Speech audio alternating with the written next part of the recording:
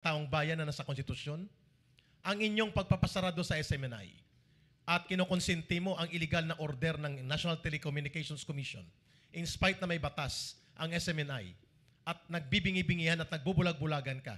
At ngayon, magdidemand ka kay Pastor Kibuloy at sa Kingdom of Jesus Christ at sa mga kapanalig nito na sundin ang batas. Ikaw ang lumalabag sa batas at ikaw ay hahatulan ng mamamayan sa ginagawa mo.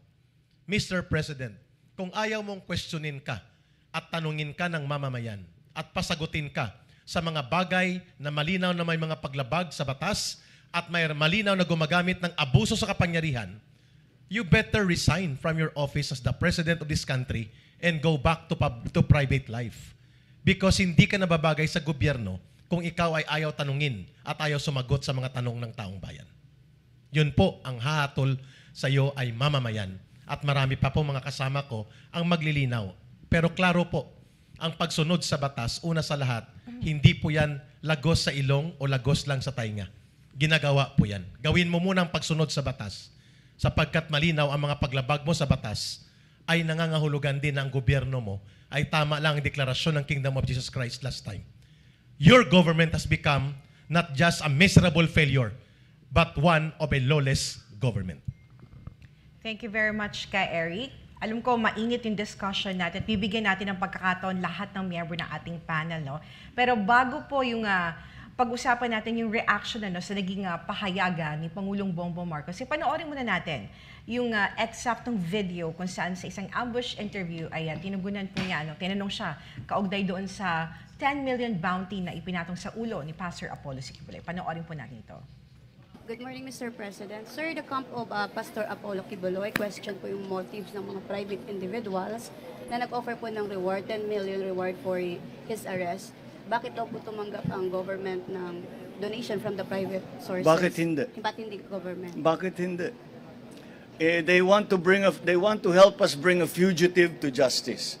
You know, he is a fugitive.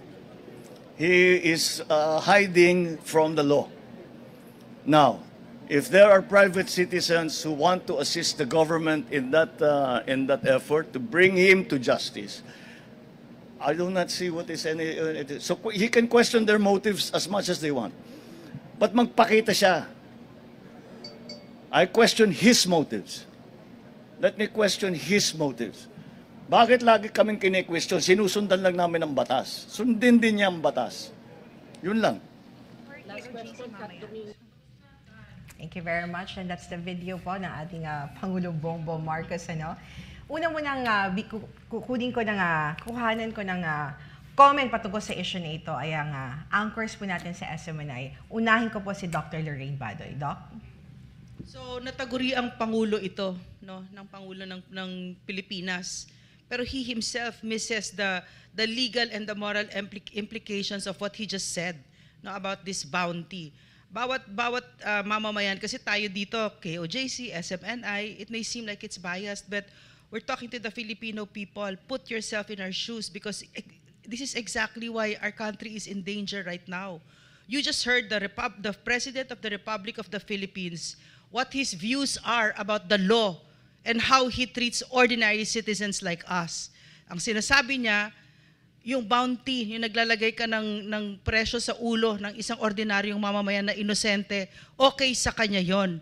Bawat mamamayan ng bansa, meron tayong karapatan sa due process. At yung bounty na yan, ang sinasabi niya, shortcut mo. Shortcut mo kasi hindi na tayo naniniwala sa proseso ng batas. We're all entitled to that protection of the law. And what this president is doing, he is once again, like he's done with NTC, MTRCB, and all institutions, all agencies of the government under him, he has weakened it. Now what he's doing right now is he is weakening the PNP and our legal processes. No? So ang ibig niya sabihin, i-shortcut natin. No? So paano kung ang isang tao, no, mayaman siya, at meron siyang gustong pahanap, pwede niya ibigay yung milyon-milyon, no? So, and what else are the moral implications to this? The imbalance, no? So, ang isang ordinaryong mamamayan katulad natin, pag pinag-initan ka ng mayaman na may milyon, katulad ng mga kaibigan ni Bongbong Marcos, pwede silang magpatong ng pera sa ulo mo at yun na yun, kailangan mo magtago. Because right now, like Eric said, this is now a country without any laws. Actually, there is a law, and it's Bongbong Marcos. Whatever they say is the law. That this is what this man has done to our country. May I also add something, Eric?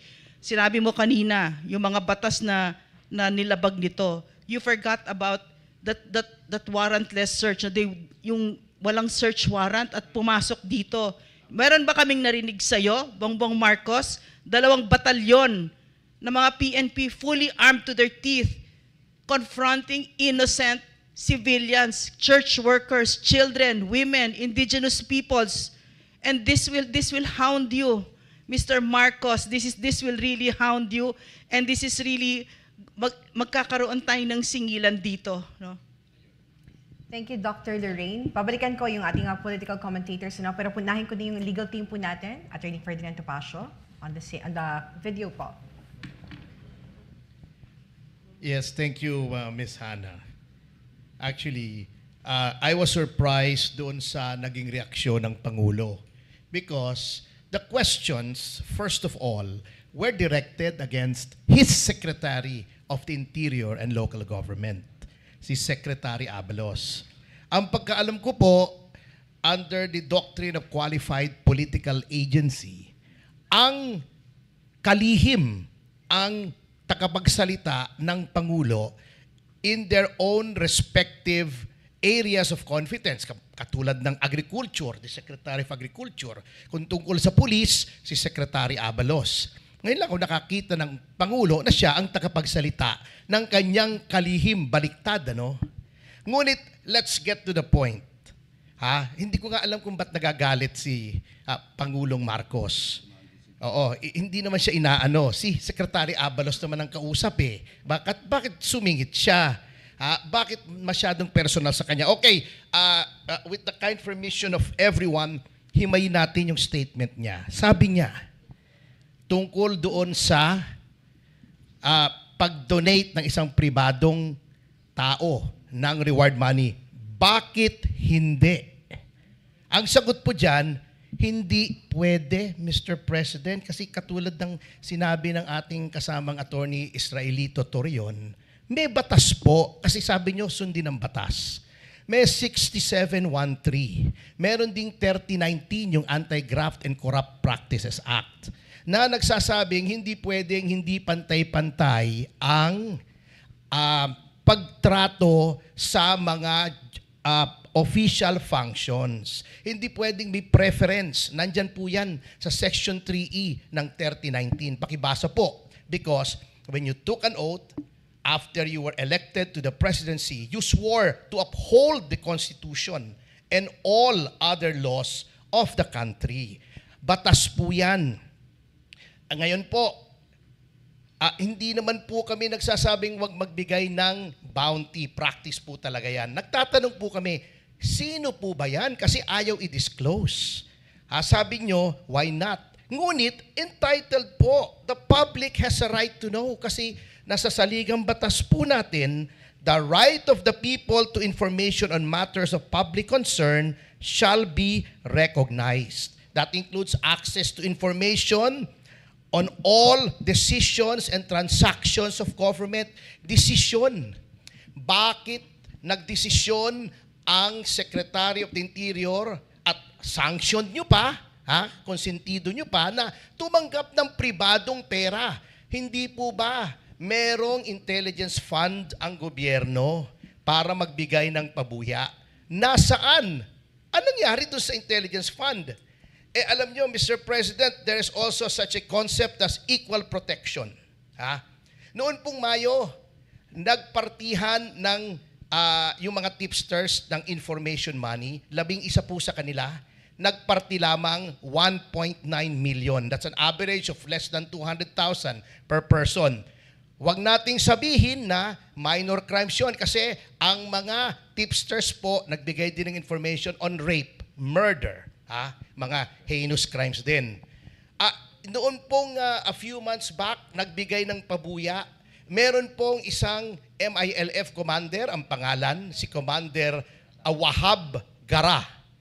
Siya po at ang kanyang mga followers ay lumusob sa 2 baryo sa Mindanao. 25 tao ang namatay, including 1 soldier and 1 policeman who responded to the attack. Magkano po ang bounty doon kay Commander Gara? 1.3 million lamang. Yun pong mga kaibigan ko sa media, nagsasabi, ang dami-daming pinapatay na media men. Magkano ang ino-offer na reward ninyo? 200,000, 300,000, buhay po ito. May pinatay ba si Pastor Kibuloy? Are these crimes, even assuming na may probable cause, are they violent crimes? Bakit 10 milyon? Under the Constitution which you swore to implement as President, as Chief Executive, as the main person tasked to implement all the laws of the country. Equal protection, every person similarly situated should be treated in the same manner. Bakit yung pumatay ng 25 tao, 1.3? Bakit ito po walang pinatay? 10 milyon. 10 milyon, pribado pa. So, this is so wrong on so many levels. Mr. President, if you do not see something wrong with what has been done, then there is something wrong with you. Thank you very much, Attorney Topacio. Attorney Torion? Ang masabi ko lang dito po ay siguro kaya galit yung presidente kasi baka may pagkakamali nga. No? You will not get offended if there is nothing wrong with what is under the situation already. No? Yung sinabi kasi ni Secretary Abalos na friends daw niya who wants to help the government to give aid in the arrest of Pastor Apollo Kibuloy, parang nakikita namin na, ay, baka makalusot pa siya kung ma-filean siya ng kaso for violation of Republic Act 6713, Section 7D. No? Pero nakita kasi namin na nire-raise daw yung pera. Under the law, sabi ni Attorney Topacio nga, ang intelligence funds need not be raised. It is already there. It only has to be tapped. So therefore, the statement of Secretary Abalos that it is raised therefore proves that it comes from private sources and is therefore a clear violation of Section 7D of Republic Act 6713. Tapos ni-research namin sa jurisprudence, connected pala ito sa RA 3019, no? Section 3C, no? Yung magkuha ka ng pondo from private sources. And the purpose of prohibiting this is really because of public trust. No? It is very dangerous on the part of public officers to not name your sources of funds. Kasi dito, baka foreign sources po ito.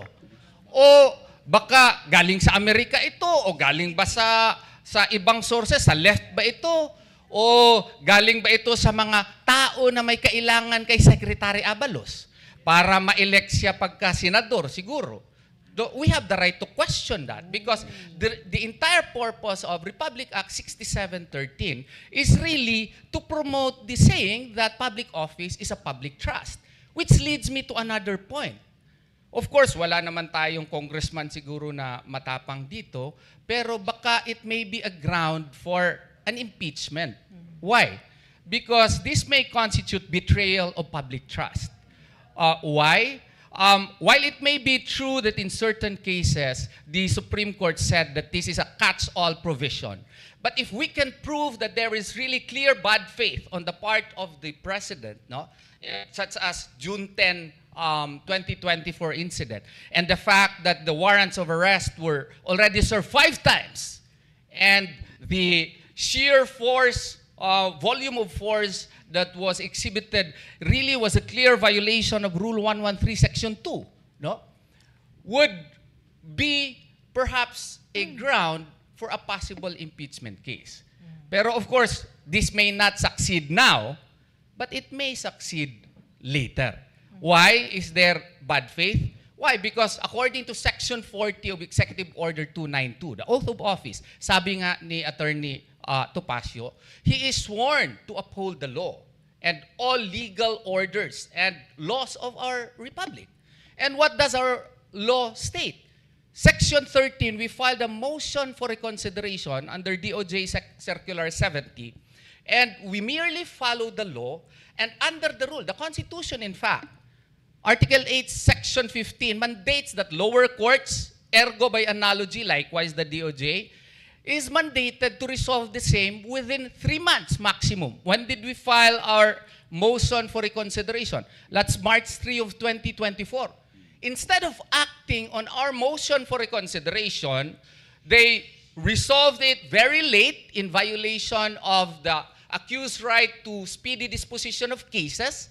And then, sabi doon sa penultimate portion ng resolution, the City of Davao Prosecution's Office is directed to file an information in the Regional Trial Court of RTC. Ilang ulit ko na sinasabi dito, wala naman yan sa rules of procedure na yung City of Davao ang magpa-file ng kaso dun sa Pasig. Ang preliminary investigation is supposedly done in the place where the crime is committed. Pero let's leave that. Information lang. Pagdating doon sa RTC Pasig, informations na non-bailable pa. At saka sa penultimate portion, nasali na ang anti-money laundering. Pursuant to Administrative Act 21-03-13-SC, which allows the court, through a proper motion, to issue an asset preservation order. So saan po ang law dito? Instead of acting on our motion for reconsideration, they used excessive force in enforcing the warrant of arrest. Why is it important for us that the motion for reconsideration should be ruled? So that our client can go up. And the Court of Appeals or even the Supreme Court can review the records whether or not there is grave abuse of discretion amounting to lack or excess of jurisdiction. And if Pastor Apollo C. Quiboloy can really prove that there is grave abuse of discretion because there is no crime in the first place, then it can be set free. So that is the issue that we are fighting for until this date. And I do hope and pray that the President should, instead of being angry why we are asserting the rights of our client, they should try also to look at the other side, because in the first place, we trusted you, Mr. President. We trusted you. Pastor Apollo C. Quiboloy trusted you. We elected you into office, and you're supposed to perform your role as the foremost executive official of the land, and you should have implemented the laws that I have just cited. So, yun lang po. Thank you.